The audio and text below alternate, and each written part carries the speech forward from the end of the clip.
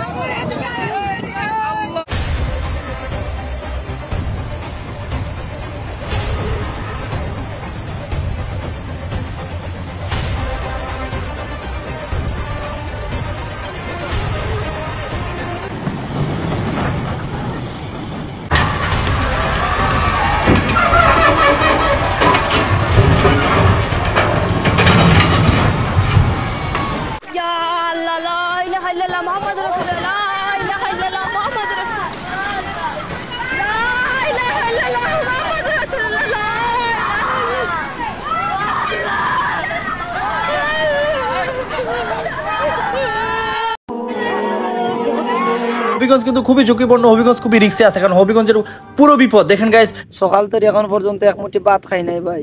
আমার ভিডিওটা একটু শেয়ার করে দিও ভাই।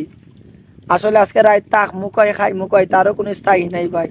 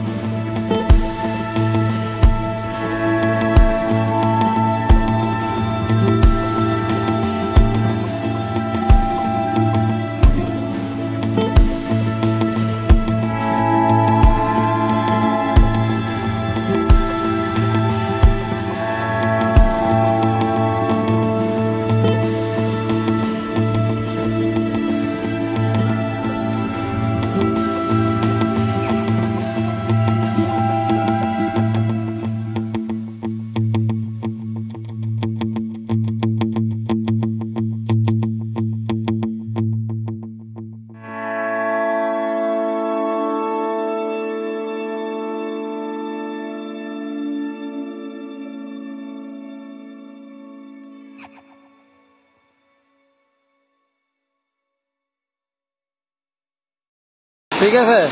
আর এটা এনি টাইম রাস্তাটা তো শেষ হই, এই রাস্তা কয়দিন লাগে তৈরি হইতে কোনো গ্যারান্টি নাই। এই যে রাস্তা দেখেন ভেঙে কটুক হয়ে গেছে, হ্যাঁ এত বড় ঘের, কিন্তু এই রাস্তাটা কিন্তু এইটুক রাস্তা কিন্তু টেকায় রেখেছে। আর এই যে গাং দেখেন কত বড় গাং, কিন্তু এই গাঙে যদি এই রাস্তা যদি ভেঙে যায়, মনে করেন এই এলাকাটা টোটাল এলাকাটা তোলাই যাবে। তাহলে এই রাস্তা কি থাকবে? আমার মনে হয় না এই রাস্তা থাকবে, কারণ এই দেখেন রাস্তাটার অবস্থা, এবং পানি কিন্তু এই যে সরবরাহ করতেই আছে এই যে সাইড দিয়ে, কিন্তু এই রাস্তা কিন্তু থাকবে? এইটুক চওড়া কিন্তু রাস্তা, এই রাস্তা কিন্তু থাকা সম্ভব না। আর এই রাস্তা যদি ভাঙে তাহলে টোটাল এলাকাটা কিন্তু তোলাই যাবে, বিশাল আকারে ঘেরটাও কিন্তু নষ্ট হয়ে যাবে, বিশাল আকারে ক্ষতিগ্রস্ত হবে এই এলাকাটা। দেখেন অবস্থা, আর এত বড় গান, কিন্তু রাস্তাটার অবস্থা দেখেন, এইটুক রাস্তা একে থাকা সম্ভব না। আল্লাহু আকবার। প্রিয় দর্শক, দেখেন যে এখানে কি পরিমাণ পানির স্রোত দেখতে পাচ্ছেন, কি পরিমাণ পানির স্রোত। সেটা হচ্ছে হবিগঞ্জের জালালাবাদ কোয়াই নদীর দৃশ্য। আল্লাহ, চাচার কান্না দেখে সত্যি আমারও অনেক কান্না পাচ্ছে।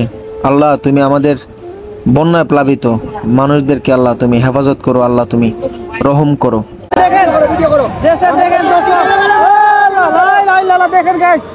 সবাই দোয়া করেন, আল্লাহর কাছে দোয়া করেন, আল্লাহকে ডাকেন ভাই। হবিগঞ্জ বাসী খুবই ঝুঁকিপূর্ণ ভাই।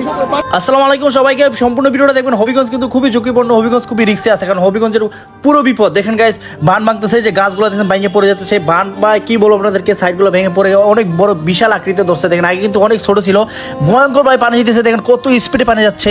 আপনারা দেখেন, আপনাদেরকে বলে প্রকাশ করলে আপনারা যদি সরাসরি আসেন তাহলে বুঝতে পারবেন গাইস কি একটা ভয়ঙ্কর অবস্থা। কারণ এই যে দেখতেছেন পানিগুলো দেখতেছেন অনেক স্পিডে যাচ্ছে, দেখেন কতটুকু স্পিডে পানি যাচ্ছে, আস্তে আস্তে সাইডগুলো ভেঙে এই যে বানগুলো অনেক বড় হয়ে গেছে, দেখতে পাচ্ছেন আশেপাশে বাড়িঘর আছে, অবস্থা খুবই খারাপ হয়ে যাবে। হবিগঞ্জবাসীর জন্য সবাই দোয়া করবেন, কারণ পানি যদি এভাবে বাড়তে থাকে তাহলে বুঝতে পারতেছেন শহরে পানি ঢুকে যাবে।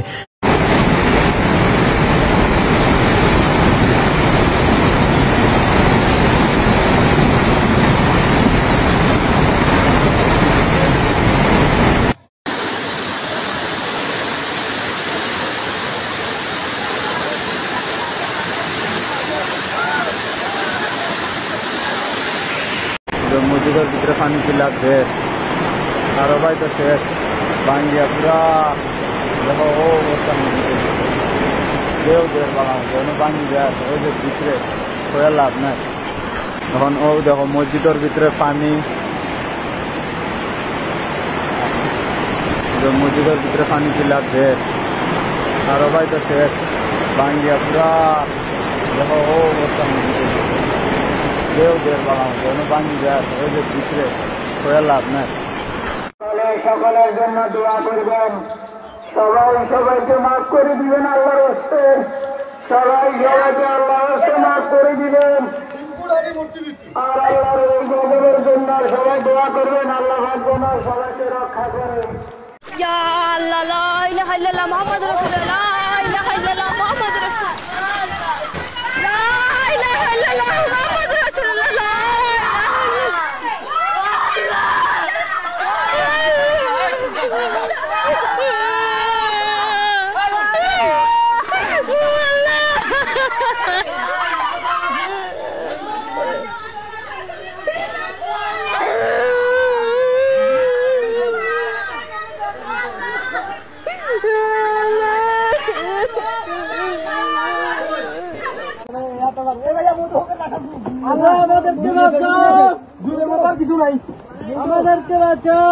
ভাই এসব জায়গায় প্রশাসনের দৃষ্টি আকর্ষণ করছি ভাই।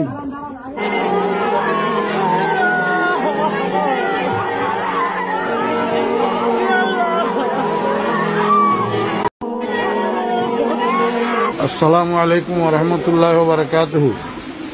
প্রিয় মুসলিম ভাই সব, আমি মাওলানা ফরিদউদ্দিন আল মোবারক বলতেছি। আমার মাদ্রাসা উত্তর হরিপুর জমিরিয়া মাদ্রাসা, বাংলা বাজার, ছাগলনাইয়া, ফেনী, সম্পূর্ণ পানির নিচে নিমজ্জিত। মাদ্রাসার 3 সেট ঘরগুলা দেখতেছেন আপনারা সম্পূর্ণ পানির নিচে, এবং রান্নাঘর পানির নিচে, মসজিদের ভবন এবং মাদ্রাসার ভবন নিচতলার প্রায় 20 পানির নিচে। মাদ্রাসার নিচে নামলেই অঠাই পানি, যেখানে ছাত্র শিক্ষকদের মাথার উপরেও 1 হাত পানি। এমতো অবস্থায় আমাদের খাওয়া দাওয়া, পায়খানা প্রস্রাব অসুবিধা হইতেছে। খাওয়ার পানির অসুবিধা হইতেছে। আপনারা দেখেন এই শতাধিক ছাত্র শিক্ষক মাদ্রাসায় পানিবন্দী হইয়া রয়েছে। এই অবস্থায় হৃদয়বান মুসলমান ভাইদের এবং বিভিন্ন স্বেচ্ছাসেবক সংগঠনগুলোর কাছে আবেদন, আপনারা মেহরবানি করে এখান থেকে আমার ছাত্র শিক্ষকদেরকে উদ্ধার করেন। ছোট ছোট বাচ্চা এগুলা সাঁতরাইয়া যে রাস্তা পর্যন্ত যাবে এমন এই অবস্থা নাই। এমন অবস্থা আপনাদের কাছে বিনীত অনুরোধ, আপনারা যেখানে আছেন আমার এই ছোট ছোট ছাত্র শিক্ষকদের দিকে একটু সাহায্যের হাত বাড়ান, একটু তাড়াতাড়ি এখান থেকে আমাদেরকে উদ্ধার করার চেষ্টা করেন। আল্লাহ পাক আমাদের সবাইকে হেফাজত করেন। আসসালামু আলাইকুম ওয়া রাহমাতুল্লাহ।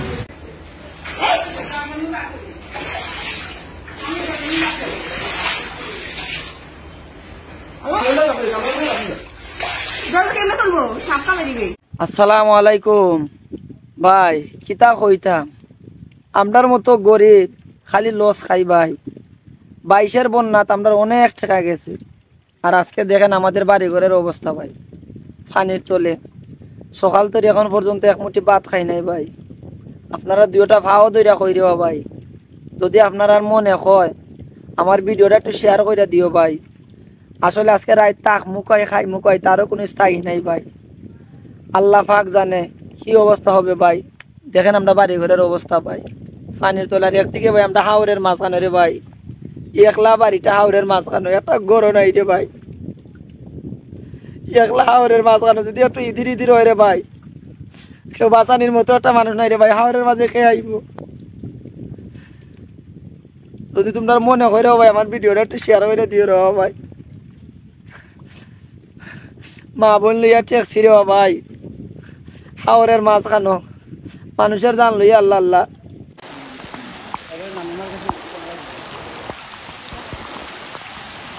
অবস্থা দেখেন, এটা আমি একটা টাউনে আছি, আল্লাহ মালিক, তাওয়াক্কুল একমাত্র আল্লাহ। বেশি বেশি দোয়া করেন যাতে আল্লাহ তাআলা আমাদেরকে উদ্ধার করে। ফুলগাজী পশুরাম ছাগল মায়া, কিন্তু আশেপাশে আমরা যে হাইওয়ে দিয়ে আসতেছি আশেপাশের হাইওয়ে ডোবা, বৃষ্টিপাত বাড়তেছে। আমার কথা আপনারা কতটুকু শুনতেছেন একমাত্র আল্লাহ মালুম। আপনারা এখন সমালোচনা আলোচনা না করে, কে করিম সে করিম এসব চিন্তা না করে, ফান্ডিং কালেক্ট না করা, তাও নিজেদের মতো ফান্ডিং কালেক্ট করে বোট নিয়ে এসে রেস্কিউর কাজটা করেন। এখানে আর কিচ্ছু চাচ্ছি না, আল্লাহ মানুষজনের। আসসালামু আলাইকুম। আসলে আমাদের এখানে ত্রাণের ব্যবস্থা আর শুকনা খাবার আর পানির ব্যবস্থা এটা আমরা নিজে কোনো সমস্যা নেই, কিন্তু একটা নৌকার আমাদের অনেক ইমার্জেন্সি প্রয়োজন। তো যদি কেউ একটা নৌকা দিতে পারেন, কোন রকম ব্যবস্থা করি।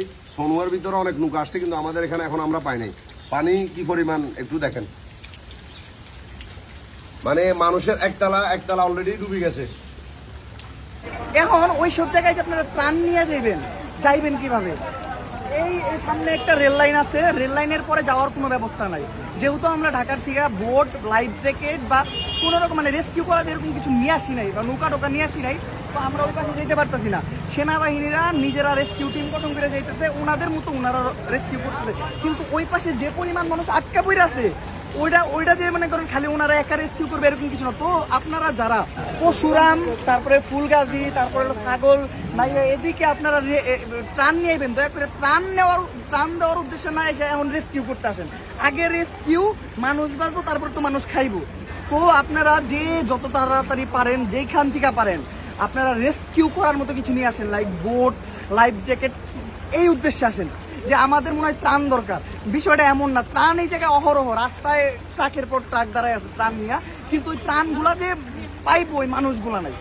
আমি যতটুকু শুনছি যে যারা বোট ম্যানেজ করছে তারাও একটা হেভি অ্যামাউন্ট দিয়ে বোট ম্যানেজ করছে, আর এখন তো বোটের কোনো ব্যবস্থা নাই। আর লাইফ জ্যাকেট এদিকে নাই, যেগুলো লাইফ জ্যাকেট আছে ওগুলো হলো বাচ্চাদের লাইফ জ্যাকেট। বাচ্চাদের লাইফ জ্যাকেট পরে নিয়ে তো রেস্কিউ করতে পারবো না। তো লাইফ জ্যাকেট, বোট দেন মানে রেস্কিউ করা যায়, মানে এই পরিস্থিতিতে সারভাইভ করে মানুষদের উদ্ধার করা যায়, এরকম কিছু নিয়ে এই দিকে আসেন। শুধুমাত্র এই জায়গায় না, নোয়াখালীর অনেক জায়গার থেকেও ইনফরমেশন আছে, ওই জায়গায় পুরোপুরি তলায় আছে মানুষ, মানে কোনো রকম ছাদে যে কোনো রকম পয়সা আছে, তারা বলতেছে যে কিছুক্ষণের ভিতরে হয়তো ছাদটাও ডুবে যাবো। আসসালামু আলাইকুম। বর্তমানে এই পরিস্থিতিতে আপনারা কেউ ভালো নেই, এটা আমরা সবাই জানি। আমি যদি একটু দেখানোর চেষ্টা করি, এটি হচ্ছে যে আমাদের মাদ্রাসার মাঠ, যেখানে পানি একদম ভরপুর হয়ে গেছে এবং অনেক মানুষ কিন্তু এখানে আশ্রয় নিতেছে। সামনে আশ্রয় কেন্দ্র রয়েছে, এটা কিন্তু আমাদের ক্লাসরুম ছিল, বর্তমানে আশ্রয় কেন্দ্র হিসেবে এখানে মানুষ কিন্তু যাচ্ছে আশ্রয় নেওয়ার জন্য। তো আপনারা যারা আমার মতো যুবক বয়সী আছেন তারা চেষ্টা করবেন বৃদ্ধ বয়স্ক এবং ছোট বাচ্চা যাদের আছে তাদেরকে সেফ জোনে নেওয়ার চেষ্টা করবেন, এটা আমার আকুল আবেদন।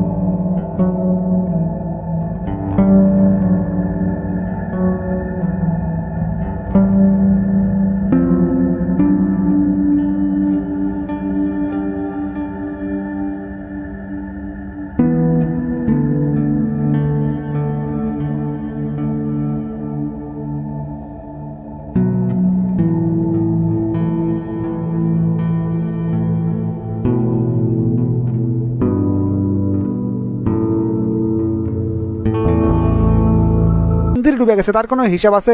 আপনাকে দেবতা গরু পর্যন্ত ভাসা যাচ্ছে এই বন্যার জলত। কয়দিন আগেও তো দেখলাম হিন্দু ভাই বোনক বাঁচানোর জন্য আপনারা আপ্রাণ চেষ্টা করেছেন, আর আজকে নিজেরাই তাগরক ভাসে দিলেন। ধুর মিয়া, আপনি তো দেখছি পলিটিক্সের কিছুই বোঝেন না।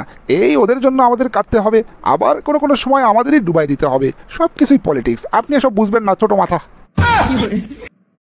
মানুষ মানুষের জন্যে, জীবন জীবনের জন্যে একটু সহানুভূতি। বন্যার্তদের সহযোগিতায় এগিয়ে আসছে জ্যোতি নার্সারি।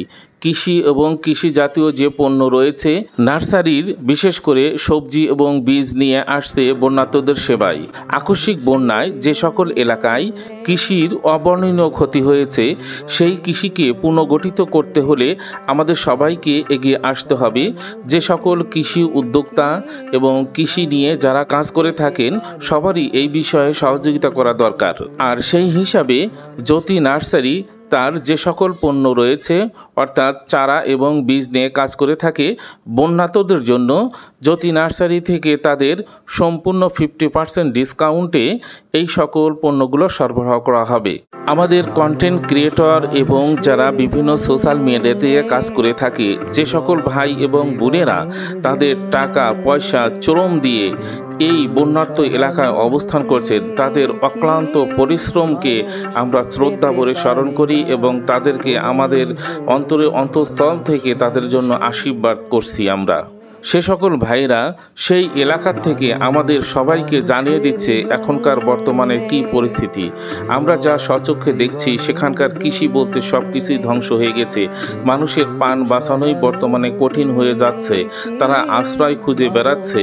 সেই সকল ভাইদের আমরা কৃষির সহযোগিতা দেওয়ার জন্য আমাদের দিক থেকে আমরা এইটুকু সহযোগিতা তাদের জন্য করতে চাই, আমার দেশের জন্য করতে চাই, আমার ভাইয়ের জন্য করতে চাই। ছোট ছোট বাচ্চাদের যে অবস্থা, তাদের আর্তনাদ, তাদের আকাশ বাতাস ভারী হয়ে আছে তাদের কান্নায়। ঘর বাড়ি, নদী নালা, মসজিদ, মাদ্রাসা, ক্যানেল, যেখান থেকে পানি হোক সেখান থেকে মানুষের সব কিছু ভেঙে চুরে নিয়ে চলে যাচ্ছে। কি হৃদয় বিদারক দৃশ্য! তাদের এই দৃশ্য দেখে আসলে আমরা নিজেও মর্মাহত হয়ে গেছি। তাই আমি ব্যক্তিগতভাবেও সেসব এলাকাতে অনেক সাহায্য করেছি। এরপরেও জ্যোতি নার্সারির পক্ষ থেকে আমি যা পারি, এই নার্সারির পক্ষ থেকে যতটুকু করা যায় ততটুকু দিয়েই আমি সেসব এলাকার মানুষের জন্য, কৃষি পুনর্গঠনের জন্য, কৃষি আবার পুনর্জীবিত করার জন্য এবং তাদের আহার গোছানোর জন্য তারা যে সকল শাকসবজি এগুলো উৎপাদন করতে থাকবে, সেখানে আমরা কন্ট্রিবিউশন করতে চাই এবং সেখানেই অবদান রাখতে চাই এবং তাদের সহযোগিতা করতে চাই। সেই সব এলাকায় থেকে আমাদের পক্ষ থেকে সর্বসময় সহযোগিতা থাকবে, আপাতত একটি সিজন ওঠা পর্যন্ত। এছাড়াও আমাদের পক্ষ থেকে সরকার এবং বড় বড় যারা ল্যান্ডলর্ড রয়েছে, টাকা পয়সার মালিক রয়েছে, এবং সরকারকে আমাদের পক্ষ থেকে অনুরোধ করব, এই মহামারীর পরপরই কৃষিতে যেন তাদের জন্য বরাদ্দ রাখা রাখা হয় এবং কৃষিকে পুনর্জীবিত সংগঠিত করার জন্য অবশ্যই যেন সহযোগিতা করা হয়। বন্যার্ত এলাকায় তাদের রাস্তাঘাট, অবকাঠামো, কৃষিখাত একদম সব কিছুই ধ্বংসের মুখে পতিত হয়েছে। আমরা যারা কৃষিখাতে সেবা করে থাকি, আমরা সরকারকে অনুরোধ করব, আমাদের প্রতি বছর যে দুর্ভোগগুলো হয়ে থাকে, প্রাকৃতিক দুর্ভোগ এবং কিছু কৃত্রিম দুর্ভোগ হয়ে থাকে, এগুলো আসলে আন্তর্জাতিক রাজনীতি কিনা অবশ্যই যেন সরকার এই বিষয়গুলো খতিয়ে দেখেন এবং এই বিষয়গুলোর জন্য আসলে কি কি ধরনের পদক্ষেপ নেওয়া দরকার সেই সম্পর্কিত পদক্ষেপগুলো অবশ্যই নেবেন। আমি আরও সরকারকে অনুরোধ করব, এদেশকে শান্তিময়, ঝুঁকিমুক্ত করতে, আমাদের পরবর্তী প্রজন্মের জন্য একটি সুন্দর বাংলাদেশ গড়তে যা যা লাগে আমরা সরকারের পাশে থাকব এবং সহযোগিতা করব। দেশের সংকট মুহূর্তে আমার বিশ্বাস সকলেই এই সরকারকে সহযোগিতা করবে, যে সরকার দেশের মানুষের জন্য কাজ করতে চায় এবং বিপদের জন্য কাজ করতে চায়, আমাদের ভবিষ্যৎ জেনারেশন যেন ভালো থাকে তার জন্য নিরাপদ করতে চায়। অবশ্যই আমার বিশ্বাস, আমরা সোশ্যাল মিডিয়াতে যারা কাজ করে থাকি, আমি তাদের আপডেটগুলো দেখেছি, সবাই প্রণোদিত হয়ে সরকারকে সহযোগিতা করতে চাচ্ছে যে আপনি বাঁধ দিবেন কিংবা পুনর্গঠন করবেন কিংবা নদী নালা ঠিক করবেন, আমাদের যদি টাকা লাগে আপনি ফান্ড খুলুন, আমরা সবাই প্রোভাইড করব। সত্যিই তাই, সরকারের কাছে এই জন্য মেসেজটা যায় এবং সেজন্য এই ধরনের একটা উদ্যোগ নেন। আপনার যদি ফান্ডের অভাব হয় অবশ্যই আপনি এই ধরনের একটা ফান্ড ক্রিয়েট করুন, আমরা আপনাকে সহযোগিতা করব। আমরা দূর থেকে আপনাদের সহযোগিতা করছি, আপনারা তাদের দিকে এগুলো ছড়িয়ে দিন, তাদের সাহায্যের হাত বাড়িয়ে দিন, আমরা যোগান দিয়ে দিচ্ছি ইনশাল্লাহ। তাই এই অঞ্চলে যারা রয়েছেন, বিশেষ করে ফেনী, নোয়াখালী, কুমিল্লা, সোনাগাজী, ফুলগাজী, ছাগলনাইয়া, পরশুরাম, এই অঞ্চলে যারা রয়েছেন তারা কৃষিকে যখন পুনর্গঠন করবেন, আপনার কৃষিকাজে যখনই নামবেন তখনই আমার সাথে যোগাযোগ করবেন। আমি আপনাদের এখান থেকে, আমার পক্ষ থেকে, আমার নার্সারির পক্ষ থেকে আমি যতটুকু পারি সহযোগিতা করব। আমি কথা দিচ্ছি আপনাদের 50%, এইসব অঞ্চলের লোকদের আমি 50% ডিসকাউন্টে আমি চারা, বীজ এগুলো সরবরাহ করব। আমার আছেই অল্প, তারপরও আমার পক্ষ থেকে আমি কমিটমেন্ট দিচ্ছি একটা সিজন পর্যন্ত আমি আপনাদের সহযোগিতা করব ইনশাআল্লাহ। সেই ক্ষেত্রে আমার কাছ থেকে যারা 50% ডিসকাউন্টে নেবেন অবশ্যই আপনার ক্ষতিগ্রস্তের একটা ছবি তুলে আমার হোয়াটসঅ্যাপে পাঠাবেন, এরপরে আমি যাচাই বাছাই করে অবশ্যই আপনাকে আমি সহযোগিতা করব। তাই আসুন ক্ষতিগ্রস্ত লোকদের আমাদের যার পক্ষ থেকে যতটুকু সম্ভব আমাদের ভাই বোনদের আমরা সহযোগিতা করি, তাদের বেঁচে থাকার জন্য, তাদেরকে পুনর্গঠনের জন্য আমরা সহযোগিতা করি। সবার শুভকামনা করি, সবাই ভালো থাকবেন, আমার জন্য দোয়া করবেন ইনশাআল্লাহ। আসসালামু আলাইকুম ওয়া রাহমাতুল্লাহ। সহানুভূতি কি মানুষ পেতে পারি না ও বন্ধু।